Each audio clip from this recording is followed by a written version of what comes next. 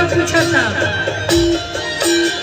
कौन घर में आना जाना, कौन घर में बिछावाना, कौन घर में आना जाना, कौन घर में बिछावाना, कौन घर में आना जाना, कौन घर में बिछावाना, कौन घर में आना जाना, कौन घर में बिछावाना। बुढ़वा भेद बताला, बुढ़वा भेद हो, होली हो, होली हो। बुढ़वा भेद बताला, बुढ़वा भेद बताला, कौन घर में सुते तोर बतहिया, बुढ़वा भेद बताला, कौन घर में सुते तोर बतहिया, बुढ़वा भेद बताला, कौन घर में सुते तोर बतहिया, बुढ़वा भेद बताला,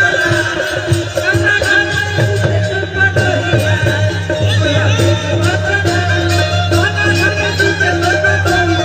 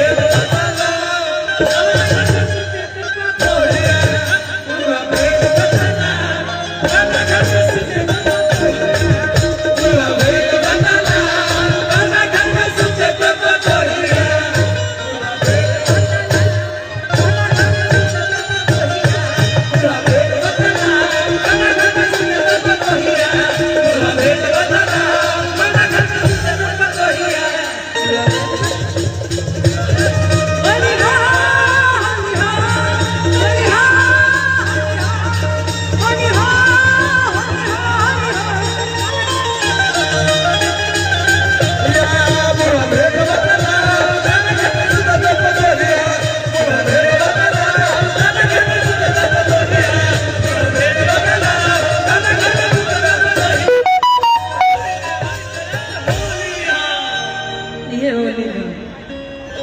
अब अंदर छिलाई तब हमारे समस्तीपुर के प्रोग्राम में परसों धनबाद के टाटा बाय बाय कर पड़ी।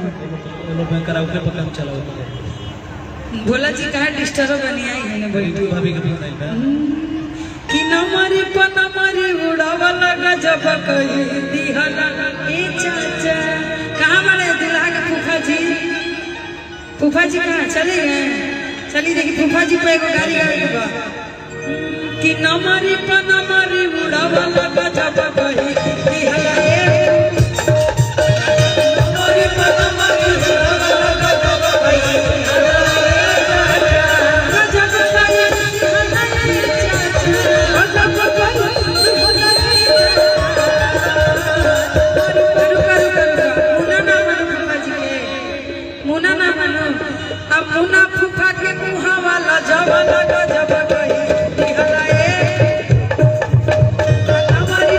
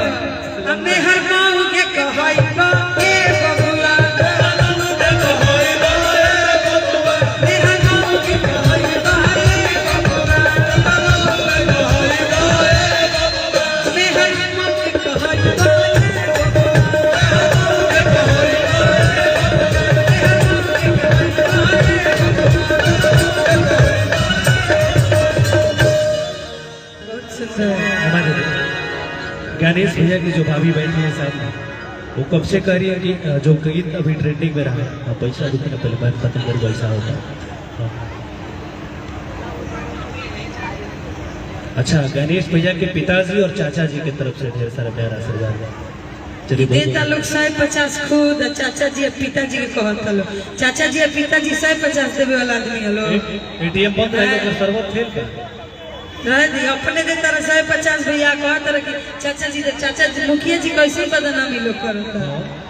मुखिया जी बेचारा आके आशीर्वाद दे के चाचा जी कोई नहीं हमने भी कतना 500 के नोट लो, 200 देख लो। हम लोग जब नहीं कि ताव नहीं लाऊंगा तो भारी पड़े पड़ जाए। अच्छा लड़किया के दादी दे, अच्छा दादी दे, अच्छा दादी को प्रणाम। चल हेमा दीदी।